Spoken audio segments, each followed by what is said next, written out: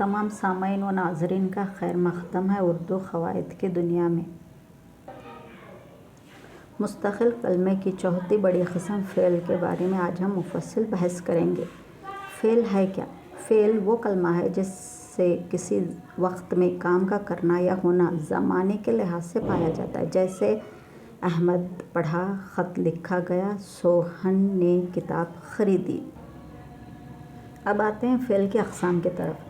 فعل کے اقسام کو دو حصوں میں بانٹا گیا ہے، ایک زمانے کے لحاظ سے، دوسرا ہے معنی کے لحاظ سے۔ زمانے کے لحاظ سے بھی 3 قسمیں ہیں، معنی کے لحاظ سے بھی 3 قسمیں ہیں۔ زمانے میں فعل حال، فعل ماضی، فعل مستقبل۔ معنی کے لحاظ سے فعل لازم، فعل متعدی، فعل ناقص۔ فعل کی اقسام زمانے کے لحاظ سے 3 ہیں۔ فعل حال یا زمانہ حال، اس کو جان لیتے ہیں۔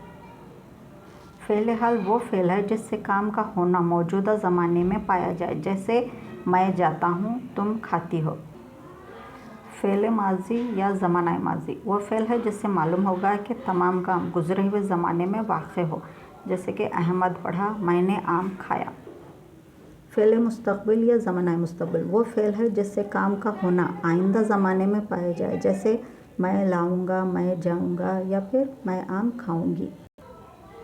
اب فعل کی اقسام کو معنی کے لحاظ سے سمجھنے کی کوشش کرتے ہیں۔ پہلا ہے فعل لازم، وہ فعل ہے جو فعل پر ہی ختم ہو جائے، جیسے کہ آمنہ آئی، آم کھایا، لڑکیاں دوڑ رہی ہیں یا پھر غزالہ بیٹھی ہے۔ فعل متعدی وہ فعل ہے جو مطلب پورا کرنے کے لیے فاعل کے علاوہ مفعول کو بھی لانا لازمی ہوگا، جیسے کہ فاروق نے سائیکل خریدی۔ یہاں فاروق ہے فاعل، سائیکل ہے مفعول اور خریدی ہے فعل۔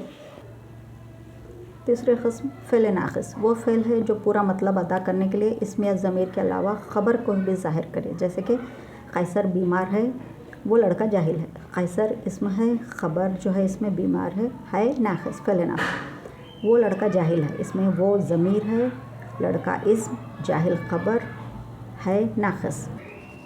آپ میرے چینل کو لائک، شیئر، سبسکرائب ضرور کیجیے۔ اگلے ٹاپک کے ساتھ انشاءاللہ پھر ملاقات ہوگی۔ ٹل دین خدا حافظ۔